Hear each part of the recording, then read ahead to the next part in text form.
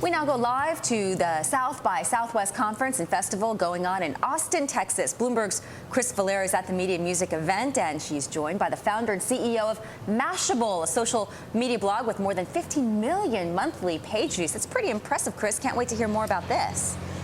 It is pretty impressive. Got to tell you, the guy's pretty impressive. Apparently, we're going to talk to him a little bit about it, find out. Pete, thank you so much for joining us all the way from Scotland for this event.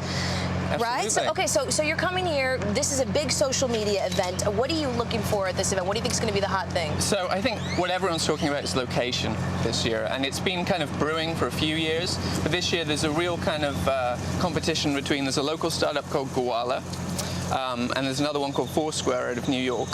And what these startups let you do is you basically can see where your friends are at any time. They check into different venues, so you can say, hey, all my friends are going to this venue, I should check that out.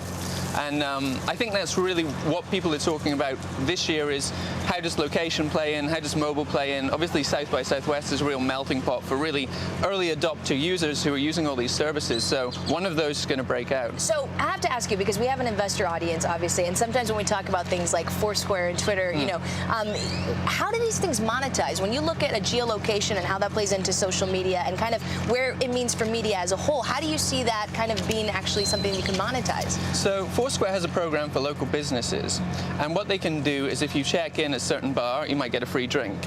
They have a badge program, so if you check in somewhere often, you become the mayor. So these businesses have a platform to make money, and obviously Foursquare can make money because people are going into bars or they're going into clubs. That's sustainable? Do you think that these companies are able to grow just purely on social media and location? You know, location-based advertising is the absolute gold mine, because if you're walking past your favorite store and it says, hey, come into the store, 10% off today, that's a huge opportunity. So I think location more than anything, actually the opportunity is really, really obvious for monetization. I think it is sustainable. Let's talk a little bit about kind of what consumers want at the next level of social media, right? So as Mashable, you guys track so much that's going on. What do you think outside of geolocation is what consumers are going to want for the next step of social media? So there's a few major trends. One of them is this real-time trend, which has been going on for about a year, which is that everyone wants everything right now. And that kind of ties in some of those location services, but also things like Twitter and Facebook, where you have this real-time feed and you want to know what all your friends are doing right now.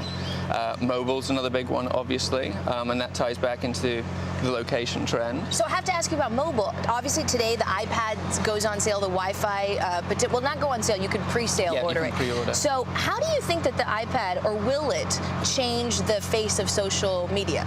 So the iPad is definitely a play that is looking towards publishers, and particularly ebooks and magazines. And I think those are going to be really, really interesting once we see, I know that magazines like Wired are doing special editions for the iPad. And I think what that will introduce is a kind of an ability to charge the customer again, because on the web people are so used to free, but on things like the iPhone they're used to buying applications. So if we can train people to be buying ebooks or buying magazines, it could, you know, make media monetizable again. Last question here, and that is Mashable is reportedly valued at about $125 million. What's your exit strategy for a blog? What's the exit strategy for a blog? Right now, I'm really, you know, we're really enjoying being an independent company, and I think it's really quite. But you have people interested in you. We have you have AOL interested in you, for instance. You have, I mean, there's ad revenue deals, perhaps. I mean, what's the plan? You know, I think a lot of these blogs have the opportunity to become really big media powerhouses, and I think, you know, those that have really got the initial traction are just going to carry on growing and growing and growing. We've already got the critical mass that we need to, I think, become a major media player. So will we see something like Mashable, you think, go public ever, an IPO of this type of thing? I'm always skeptical about IPOs. We're only just seeing the IPO market come back for some of these really big web companies. I don't see an IPO in the immediate future. There you have it. Pete Cashmore, the CEO and founder of Mashable. Thank you so much for coming all the way from Scotland to Austin.